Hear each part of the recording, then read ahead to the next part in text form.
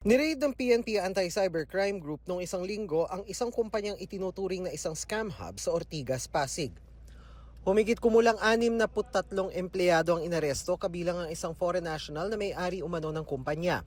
Gives us authority to search, seize, and examine computer data, devices, and other electronic evidence based on this warrant. Ang modus daw ng kumpanya na may kakabit na isang call center, mag-alok ng trabaho, sabay bawi, saka mambubudol ng high-yield investment sa mga biktima nito. Ang madalas daw nabibiktima, mga senior citizen pensioner. They will introduce to the trading system and they will ask you to invest for at least minimum of 6,500 equivalent to $100.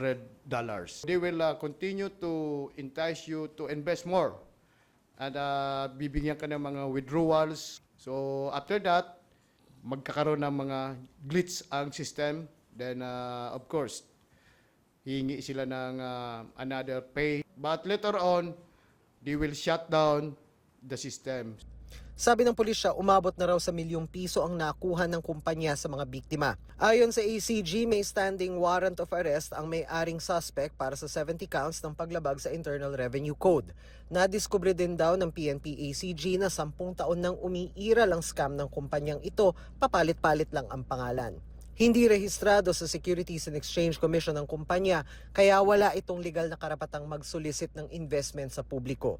Ini-inquest na ang lahat ng inaresto at naharap sila sa mga reklamo kabilang ang paglabag sa Anti-Cybercrime Law, Securities Regulation Code at estafa. Pag sila ay nagmamadali sa inyong investment para magdeposito ka ng pera o ipa-convert sa crypto para ilagay sa kanilang system. So mag-ingat po tayo doon. So number one, just always validate the platform. Huwag po tayo magtiwala